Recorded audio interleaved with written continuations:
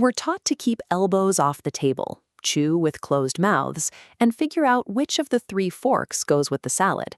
These rules are typically presented as matters of basic hygiene, or a way to show respect to the people sitting next to us. But the earliest etiquette manuals printed in English, texts from the 1400s like the Book of Courtesy and the Baby's Book, suggest something much more high stakes. These were survival guides for the medieval elite, popularized by early printers like William Paxton. A medieval dining hall functioned as a public arena where every action was a test. Where you sat, how you held your knife, and who you passed bread to were scrutinized indicators of your exact social worth. Ignorance of these codes was viewed as a challenge to the entire social structure. In a society built on rigid class divisions, a breach of table manners threatened the perceived natural order of the world. To see how this functioned, we have to look at the space itself. A medieval great hall used cavernous, soaring ceilings to make the individual feel small, using architecture to reinforce the power of the estate. Inside that hall, seating was mathematically calculated by rank. Primary texts like John Russell's Book of Nurture document the exact hierarchy: the Pope, kings, and princes at the absolute top, cascading down through archbishops, dukes, mayors, and eventually squires. Physical proximity to the head of the room equaled proximity to power. At the high table, the master of the house, the lord or the king, sat in the absolute center. He remained completely stationary, acting as a fixed point while a whirlwind of activity revolved entirely around his needs. This activity included the ritual of assaying. Because of the constant fear of treason, high-ranking servants were required to taste every piece of meat, dip bread into the gravies, and even test the hand-washing water on bended knee before the master took a single bite.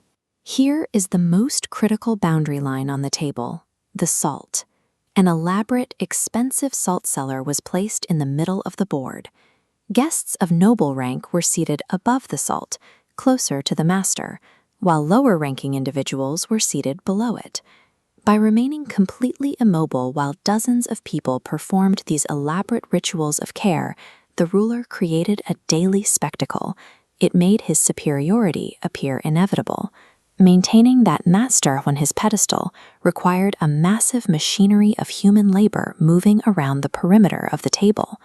The household relied on highly specialized, high-pressure wools. The marshals seated the guests. The panter managed bread and salt. The sewer arranged and tasted dishes, and the carver dismantled the meat. These jobs required precise physical choreography. A carver was instructed to never touch the master's food with his right hand.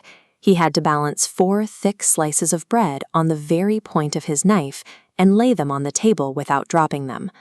While lords sat comfortably, servants were strictly suppressed. The Baby's Book forbade turning their backs or speaking when the lord drank. Attendants kept hands and feet entirely still. They couldn't scratch themselves, lean against a post, or stroke wandering dogs and cats. Even when these attendants finally sat down for their own meals, the policing continued.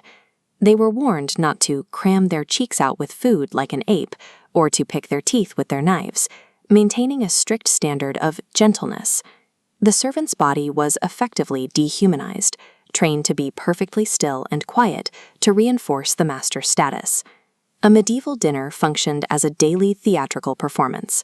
Every plate, every bow, and every slice of bread made social inequality visible. By physically acting out these ranks day after day, the hierarchy became a muscle memory. Both the master at the head of the table and the servants standing in silence eventually accepted the division as the natural state of things. We see the remnants of this system in our formal etiquette today. We still use specialized silverware, precise napkin placements, and strict table manners to identify who belongs in a certain social circle and who is an outsider. Modern table manners are the living echoes of a centuries-old system designed to separate the rulers from the ruled.